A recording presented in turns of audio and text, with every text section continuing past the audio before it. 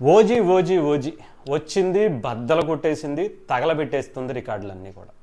ఇక్కడ వరకు బాగానే ఉంది. ఓజీ సినిమా సంబంధించి రివ్యూలు కూడా ఇచ్చేసాను. ఇప్పటి వరకు పవన్ కళ్యాణ్ గారిని ఈ రకంగా ఎక్స్పెక్ట్ చేయని వాళ్ళందరూ కూడా చాలా హ్యాపీగా ఫీల్ అవుతున్నారు.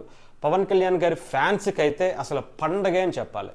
అసలు పవన్ కళ్యాణ్ గారిని ఇలాంటి ఒక కల్ట్ స్టోరీలో మనం యానిమల్ చూసాం, కేజీఎఫ్ చూసాం, దానికి మించి ఆ రేంజ్లో ఉంది సినిమా. ఇకపోతే సుజిత్ని చాలా మంది చాలా తక్కువ అంచనా వేశారు.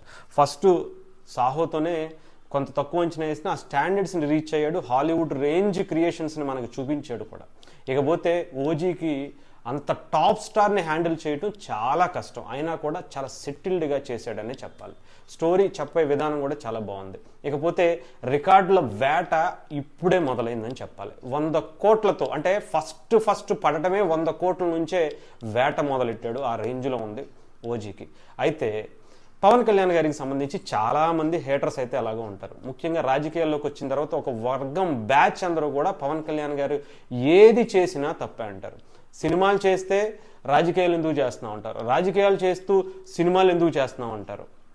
సినిమాల్లో కొంతమంది ఎవరి దగ్గర డబ్బులు తీసుకున్నారు, అందుకో మీరు సినిమాలు చేయకపోతే ఎలా, మీరు మోసం చేశారు వాళ్ళు అని చెప్పి సినిమాలు చేస్తే ఒక గోల లేదు. రాజకీయాల్లో చేస్తుంటూ రాజకీయాల్లో ఒక మంచి సేవా కార్యక్రమాలు ఆయన పని ఆయన చేసుకుంటూ ఉంటే, ఒక ఐకానిక్ పర్సనాలిటీగా రాజకీయాల్లో కనిపిస్తుంటే మీరు మళ్ళీ సినిమాలు ఎందుకు చేస్తున్నారు అంటారు.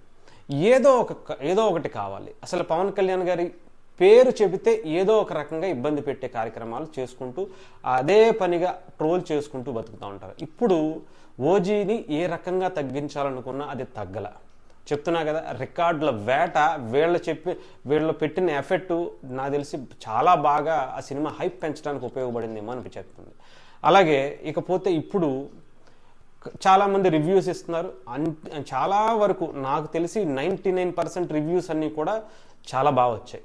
పవన్ కళ్యాణ్ గారిని ఈ రేంజ్లో ఎవరు చెప్పలేదని చెప్పాలి. ఈ రేంజ్కి సంబంధించి రివ్యూస్ ఆ రేంజ్లో ఇచ్చారు అందరూ కూడా.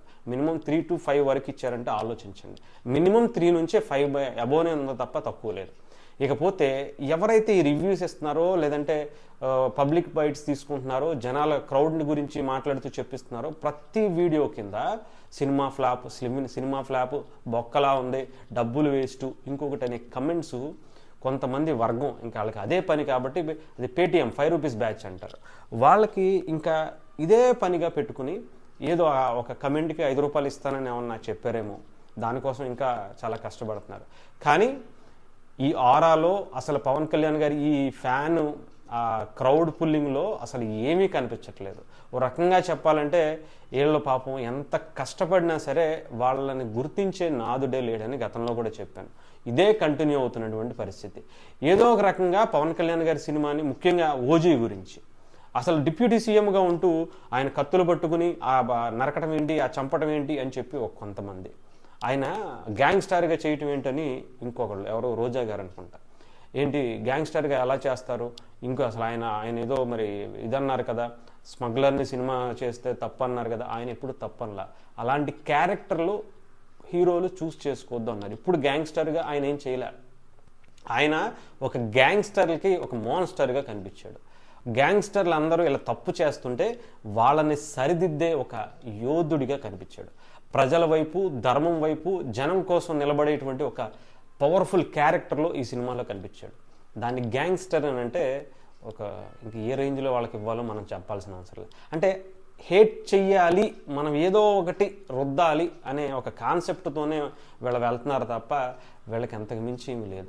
సో ఏదేమైనా సరే రికార్డుల వేట 100 కోట్లతో స్టార్ట్ అయింది. ఇది ఎన్ని 100 కోట్లకి వెళ్తుందో తెలియదు.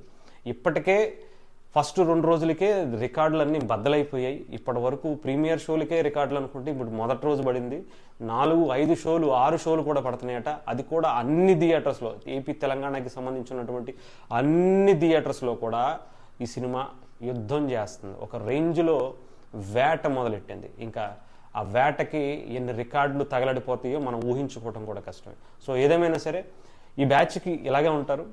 వాళ్ళు చెప్పే కొద్దీ ఇంకా రేంజ్ పెంచుకుంటూ ఓజీ రికార్డుల వేటకైతే కొనసాగిస్తున్నటువంటి పరిస్థితి అయితే కనిపిస్తుంది.